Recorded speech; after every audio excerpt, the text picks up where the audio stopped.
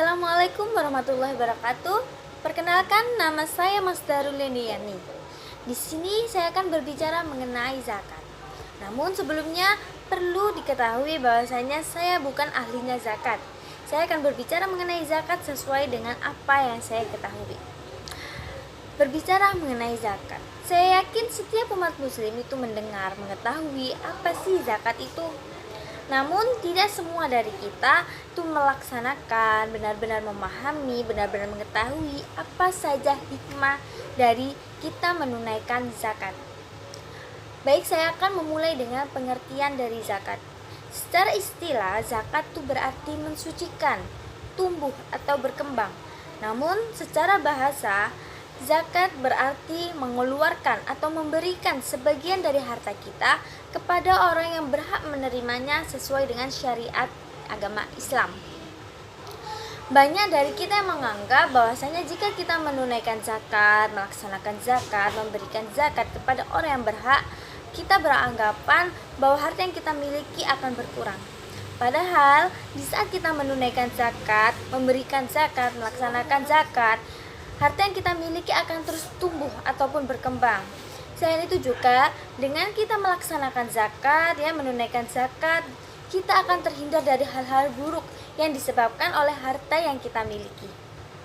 Setiap umat muslim diperintahkan untuk menunaikan zakat.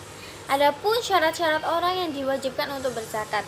Yang pertama adalah muslim, yang kedua adalah merdeka. Maksudnya di sini adalah bukan seorang budak, mereka yang mendapatkan hak dan kewajiban dengan bebas. Lalu yang ketiga yaitu ada balik. Yang keempat ada berakal sehat, di mana di sini mereka dapat berperilaku dengan baik, berpikir dengan baik, dan mereka itulah yang diwajibkan untuk berzakat. Adapun syarat harta yang diwajibkan untuk dizakatkan. Yang pertama yaitu kepemilikan penuh. Maksudnya di sini adalah harta yang dimiliki, harta yang kita miliki itu bebas dari hutang piutang atau kepemilikan kita secara penuh. Lalu yang kedua yaitu harta berkembang. Maksudnya di sini adalah harta yang tidak bersifat konsumtif. Di sini hartanya itu memiliki potensi untuk terus berproduktif sehingga dapat berkembang, dapat bertumbuh, seperti itu. Lalu yang ketiga yaitu nisab.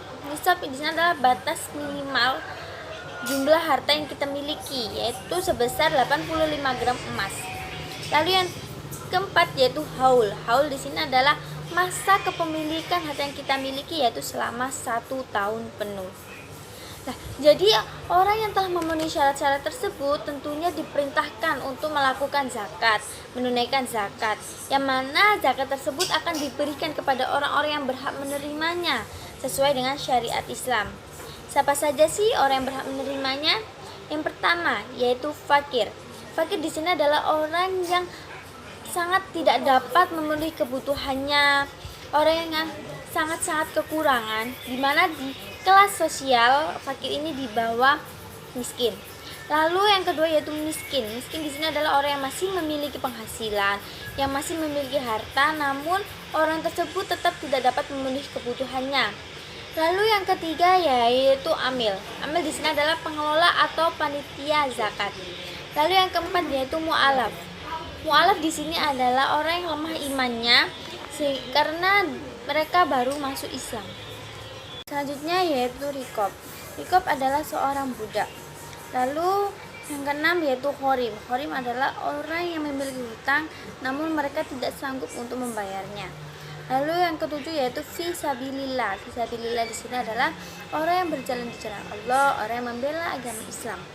Lalu yang terakhir yaitu ibnu sabil. Ibnu sabil di sini adalah orang yang terputus bekalnya, seperti seorang musafir, gitu kan.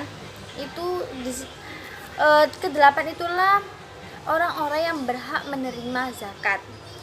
Nah, perlu kita ketahui, perintah zakat itu selalu berdampingan dengan perintah sholat. Di dalam Al-Quran itu lebih dari 70 kali menegaskan bahwasanya perintah zakat itu selalu didampingi, selalu diiringi dengan perintah sholat. Seperti dalam surat Al-Ma'idah ayat 43 yang berbunyi, wa aqimus sholata wa atuz zakata warka'u ma'ar raki'in. Artinya adalah, dan laksanakanlah sholat, tunaikanlah zakat, dan rukuklah bersama dengan orang-orang yang rukuk. Menurut tafsir Kemenak RI, makna dari ayat ini ada 3. Yang pertama yaitu laksanakan sholat untuk memohon petunjuk dan pertolongan kepada Allah Subhanahu wa Ta'ala. Lalu yang kedua yaitu tunaikanlah zakat untuk mensucikan hati, mensucikan diri, mensucikan harta, dan merupakan bentuk rasa syukur kita atas nikmat yang Allah berikan.